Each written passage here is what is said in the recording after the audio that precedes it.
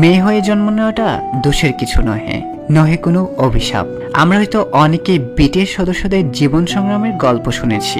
আজকে আমরা এমন এক মেয়ের জীবন সংগ্রামের গল্প শুনবো যে কিনা ভিনদেশী হওয়া সত্ত্বেও পুরো ক্যাপ অফ জগতে রাজত্ব করে বেড়াচ্ছে। হ্যাঁ, বলছিলাম ব্ল্যাকপিঙ্ক মেম্বার লিসার কথা। আজকে আমরা তারই জীবনের উত্থান পতনের গল্পটি শুনবো। অনেকের কাছে লিসা এক অনুপ্রেরণার নাম, আবার কেউ কেউ তো লিসার নাম শুনলেই হিংসায় জলে পুড়ে ছারখার হয়ে যায়। কেন অনেক মানুষ তাকে হেট করে সেটাও জানবো আজকের এই ভিডিওতে। সো আর কথা না বেরিয়ে চলো মূল ভিডিওতে ফেরা যাক। লিসার জন্ম 1997 সালের 27শে মার্চ থাইল্যান্ডের বুরিরাম প্রদেশে। মা এবং সৎ বাবা নিয়ে তাদের ছোট্ট পরিবার। তবে এখানে একটা ইন্টারেস্টিং বিষয় আছে। লিসার মা থাই হলেও তার সৎ বাবা কিন্তু একজন সুইডিশ। তিনি একজন নামকরা শেফ, মানে রাঁধুনি। তার নাম মার্কো ব্রুসোয়েলার। আর লিসার মায়ের নাম চিত্তি ব্রুসোয়েলার। তার বার্থ নেম প্রাণপ্রিয়া মনোবল হলেও 13 বছর বয়সে তার নাম পরিবর্তন করে প্রাণপ্রিয়া মনোবল থেকে লালিসা মনোবল রাখা হয়। কারণ একজন সাধু বাবা তার মাকে পরামর্শ দিয়েছিল, যদি তুই তোর মেয়ের নাম পরিবর্তন করে লালিসা মনোবল রাখিস তাহলে তোর মেয়ের ভাগ্যের তারকা উজ্জ্বল হয়ে যাবে, যেটা ছিল তার কাছে এক আশীর্বাদ। আর যখনই তার নাম পরিবর্তন করে লালিসা মনোবল রাখা হয়, তারপর সত্যি লিসার ভাগ্যের চাক্কা ঘুরে যেতে থাকে। তাকে আর পিছু তাকাতে হয়নি। নাচ এবং গানের প্রতি ছোট্টবেলা থেকে ছিল তার প্রবল আগ্রহ। সেই আগ্রহ থেকে তিনি বিভিন্ন নাচের প্রতিযোগিতায় অংশ নিতে শুরু করেন। তার এই আগ্রহ দেখে মাত্র 4 বছর বয়সে তার মা তাকে একটি নাচের ক্লাসে ভর্তি করিয়ে দেন। সেখান থেকে তার ক্যাপ অফ সংস্কৃতির প্রতি এক অন্যরকম ভালো লাগা কাজ করে, আর তিনি একজন ক্যাপ অফ আইডল হওয়ার স্বপ্ন দেখা শুরু করেন। তারপর 2010 সাল লিসার জীবনের এক গুরুত্বপূর্ণ অধ্যায়। ভাগ্য যখন স্বয়ং নিজেই তার নিকটে নেমে এসেছিল, ওয়াইজি এন্টারটেইনমেন্ট সিদ্ধান্ত নেয় বিভিন্ন দেশ ঘুরে সব থেকে ট্যালেন্টেড মেয়েদেরকে খুঁজে বের করবে তাদের পরবর্তী ক্যাপ অফ গ্রুপ ব্ল্যাকপিঙ্কের জন্য। সেখানে থাইল্যান্ড থেকে মোট 4000 প্রতিযোগী অডিশন দেন। 4000 প্রতিযোগীকে পিছনে ফেলে লিসাই একমাত্র প্রতিযোগী যে থাইল্যান্ড থেকে নির্বাচিত হন। এতেই বোঝা যায় ক্যাপ অফের প্রতি তার ভালোবাসা কতটা গভীর ছিল। তার টার্গেট ছিল খুবই নিখুঁত, তবে তার এই যাত্রা মোটেও সহজ ছিল না।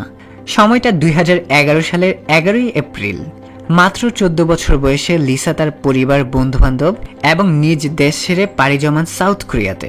এটা ছিল তার স্বপ্ন পূরণের যাত্রা। শুরু হয় তার প্রশিক্ষণ জীবন, যেই দিনগুলো ছিল তার জীবনের সব থেকে কঠিন এবং কষ্টদায়ক।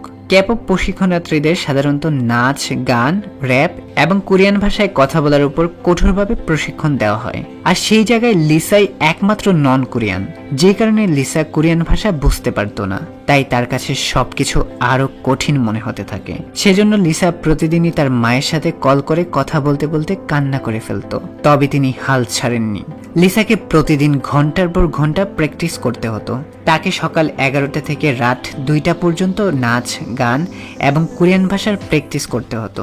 একজন বিদেশি হিসেবে নতুন ভাষা এবং সংস্কৃতির সাথে মানিয়ে নেওয়াটাও তার জন্য একটা বড় চ্যালেঞ্জিং ব্যাপার ছিল। প্রতি মাসে শুধু 2টা রবিবার তার ছুটি ছিল। এভাবে 3 মাস পার হয়ে যায়। ছোট্ট লিসা এবার নিজেকে এই পরিবেশে অনেকটাই মানিয়ে নিয়েছে। তারই সাথে সাথে কোরিয়ান ভাষাও কিছুটা আয়ত্ত করে ফেলেছে। এই কঠিন সময়ে তারই দলের অন্য সদস্যরা তার পাশে ছিল। তারা তাকে সাহস ও অনুপ্রেরণা জুগিয়েছিল এবং লিসাকে কোরিয়ান ভাষা শিখতেও সহযোগিতা করেছিল। তারা লিসাকে নিয়ে একসাথে বাইরে ঘুরতে যেত এবং বিভিন্ন খাবার খেত। এরকম ভালো টিমমেট পেয়ে লিসা সত্যি তার সকল কষ্ট ভুলে গিয়েছিল। এভাবেই চলতে থাকে লিসার কোরিয়ান জীবন। দীর্ঘ 5 বছর কঠোর পরিশ্রমের পর লিসা 2016 সালের অগস্ট মাসে ব্ল্যাকপিঙ্কের মাকনে অর্থাৎ সর্বকনিষ্ঠ মেম্বার হিসেবে আত্মপ্রকাশ করেন। জিসু, জেনি এবং রোজিয়ের পাশাপাশি লিসাও তার দুর্দান্ত ড্যান্সিং, সিঙ্গিং এবং র্যাপিং দিয়ে খুবই দ্রুত বিশ্বব্যাপী খ্যাতি অর্জন করেন। ব্ল্যাকপিঙ্ক তাদের প্রথম অ্যালবাম স্কোয়ার ওয়ান দিয়ে আলোচনার শীর্ষে চলে আসেন। তারপর আর তাদের পিছনে ফিরে তাকাতে হয়নি। বোম্বায়া, ডুডুডু, kill this love, how you like দ্যাটের মতো আরো অসংখ্য হিট গান দিয়ে তারা বিশ্ব সঙ্গীতের মঞ্চে নিজেদের এক শক্তিশালী অবস্থানে নিয়ে যান। লিসা তার দলের সাথে বিভিন্ন আন্তর্জাতিক পুরস্কার অর্জন করেছেন এবং বিশ্বজুড়ে কনসার্টে পারফর্ম করেছেন। এবার জেনে নিব তার সোলো ক্যারিয়ার ও কিছু রেকর্ড সম্পর্কে। দলের সাফল্যের পাশাপাশি লিসা তার সোলো ক্যারিয়ারেও অভাবনীয় সাফল্য পেয়েছেন। 2021 সালের সেপ্টেম্বরে তার প্রথম একক অ্যালবাম লালিসা প্রকাশিত হয়। এই অ্যালবামে লালিসা এবং মানি গান দুটি বিশ্বজুড়ে ব্যাপক জনপ্রিয়তা পায়। লালিসা গানের মিউজিক ভিডিওটি 24 ঘন্টায় ইউটিউবে সর্বোচ্চ ভিউসের রেকর্ড গড়ে। একজন সোলো ক্যাপপ আর্টিস্ট হিসাবে স্পটিফাইয়ের মতো প্ল্যাটফর্মেও তার গান বিলিয়ন স্ট্রিমের মাইলফলক অর্জন করেছেন। লিসা একাধিক গিনেস ওয়ার্ল্ড রেকর্ড করেছেন, যার মধ্যে এমটিভি ভিডিও মিউজিক অ্যাওয়ার্ড এবং এমটিভি ইউরোপ মিউজিক অ্যাওয়ার্ডে প্রথম সোলো ক্যাপপ উইনার হওয়ার সর্বোচ্চ রেকর্ড করেছেন। সঙ্গীতের পাশাপাশি ফ্যাশন জগতেও লিসা একজন গুরুত্বপূর্ণ আইকন। তিনি বিভিন্ন আন্তর্জাতিক বিলাসবহুল ব্র্যান্ডের গ্লোবাল অ্যাম্বাসেডর হিসেবে কাজ করছেন। তার স্টাইল ও ফ্যাশন সেন্স তরুণ প্রজন্মের কাছে ব্যাপক জনপ্রিয়। ইনস্টাগ্রামে তার ফলোয়ার সংখ্যা আকাশচুম্বী, যা তাকে বিশ্বের অন্যতম প্রভাবশালী তারকাদের একজন করে তুলেছে। এবার তার ব্যক্তিগত কিছু তথ্য জেনে নেওয়া যাক। লিসা থাইল্যান্ডের প্রাফামন্ট্রি স্কুল থেকে তার মাধ্যমিক পড়াশোনা সম্পন্ন করেছেন। তারপর তিনি কোরিয়া ন্যাশনাল ইউনিভার্সিটি অফ আর্টসে ভর্তি হন এবং সেখান থেকে মিউজিকের উপর ডিগ্রি অর্জন করেন। 2025 সালের হিসাব অনুযায়ী লিসার বর্তমান বয়স 28 বছর। তার উচ্চতা 5 ফিট 6 ইঞ্চি এবং ওজন 46 কেজি।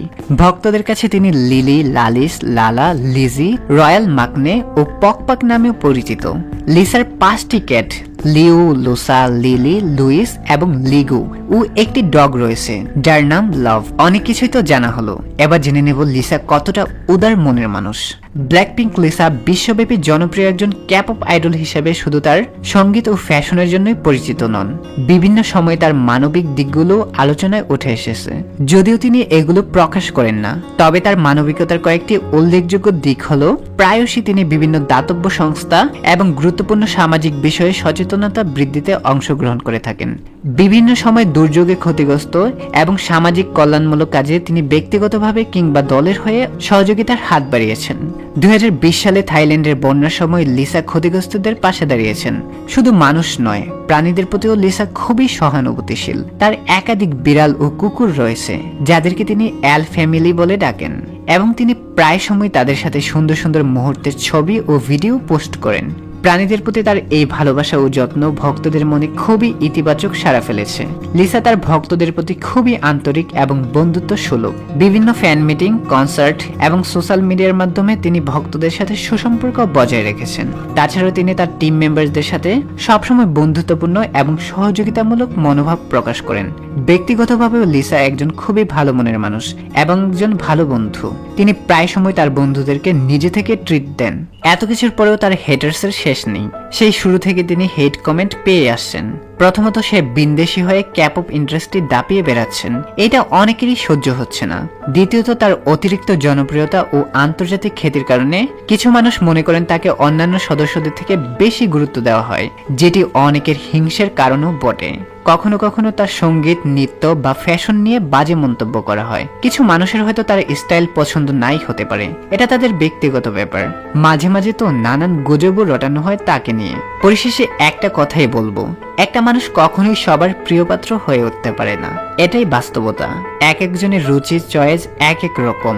হেটার্সদের কাজই হচ্ছে খুঁটিয়ে খুঁটিয়ে তার দোষ বের করা। এর জন্য তারা মূলত টাকা পয়সা পায় না, বরং এটা জাস্ট তাদের মনের শান্তি। তবে লিসার ফ্যান বেস আর হেটার্সের তুলনা করলে তার ফ্যান বেসের সংখ্যা হবে নীল তিমির সমতুল্য, আর হেটার্সের সংখ্যা হবে লাল পিঁপড়ার সমতুল্য, যেটা খুবই নগণ্য। তবে যাই হোক, লিসার এই সাফল্য কিন্তু কোনোভাবেই অস্বীকার করার মতো নয়। তার জীবন কাহিনী অনেকের কাছেই এক অনুপ্রেরণার গল্প। থাইল্যান্ডের এক ছোট্ট শহর থেকে বেড়ে ওঠে, নিজের স্বপ্ন পূরণের লক্ষ্যে কিভাবে পরিবার ও নিজের দেশকে বিসর্জন দিয়ে একজন বিদেশী হিসেবে আন্তর্জাতিক সঙ্গীতাঙ্গনে নিজের জায়গা করে নিয়েছেন এবং কোরিয়ান ভাষা ও সংস্কৃতির জটিলতাকে বিদ্যাঙ্গুলি দেখিয়ে সাফল্যের শিখরে পৌঁছেছেন, সেটা সত্যি প্রশংসনীয়। অদম্য ইচ্ছা ও কঠোর পরিশ্রম যে কোনো সাধারণ মানুষকে অসাধারণে পরিণত করে। সো লিসার জীবন সংগ্রামের এই গল্পটি থেকে আমাদের অনেক কিছুই শেখার আছে। তোমাদের মধ্যেও লুকিয়ে আছে হাজারো লিসা। তোমরাও চাইলে পারবে স্বপ্নকে সত্যি করতে। সো আজকের ভিডিও এই পর্যন্তই।